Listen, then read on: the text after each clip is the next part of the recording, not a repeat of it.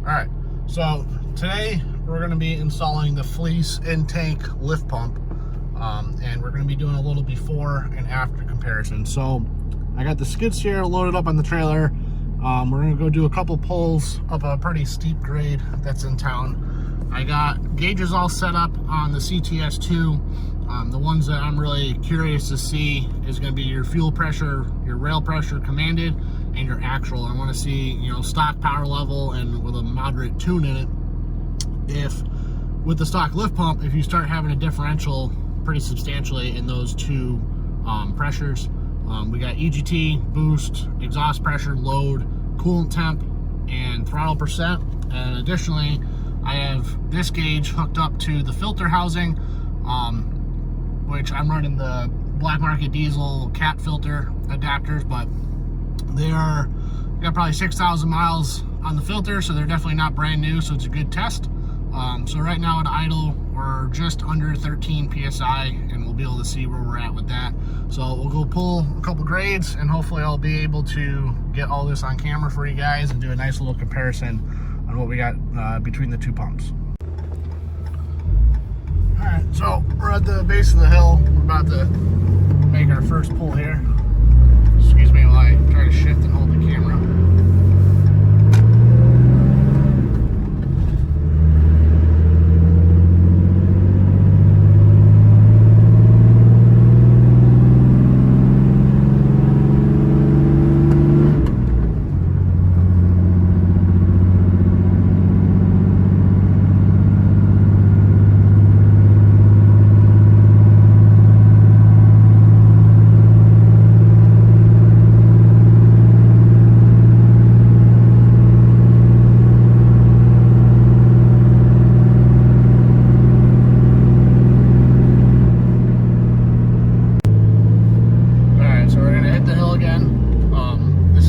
Moderate emissions intact tuning here on it's called the mid power level, and this is a 6% grade.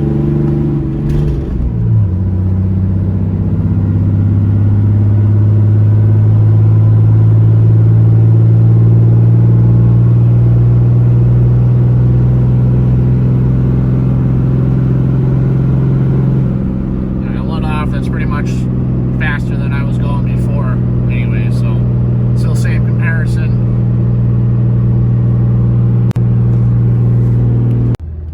So got the Fleece lift pump installed. Definitely have a higher pressure at idle. Before it was at 13 psi, now it's up at 21 psi. And then just to note, before I did decide to change this to RPM.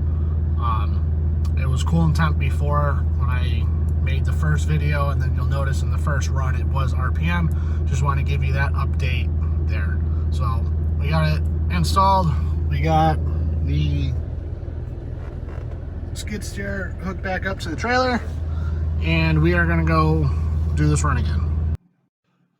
So one thing I noticed reviewing the footage back is that whether it's stock configuration or with the mild tunes that's in there, before and after with the Fleece pump, like I said before, my main concern was the rail pressure, seeing what the rail pressure was commanding versus what it was actual.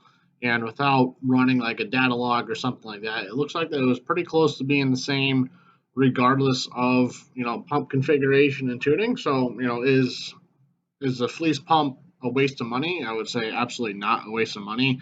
All your high pressure fuel components are definitely very expensive, and you want to keep them healthy and happy, and having good fuel pressure being fed to them is something that's gonna help with that. So at the end of the day, I'm pleased that I went and bought this pump, and I'll support anything in the future. Or if you guys are already running some crazy fuel setup, then it's definitely something you want to have.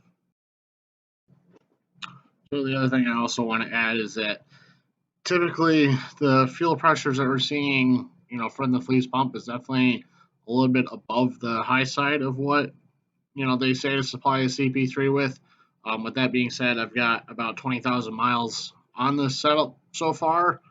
Way behind on posting videos, but I got about 20,000 miles on it, no side effects whatsoever. And I also have my faith that Fleece is putting out a good product and wouldn't be selling something that's going to possibly damage or cause more harm than good. So just putting that out there as well. But Thanks for watching, and we'll see you next time.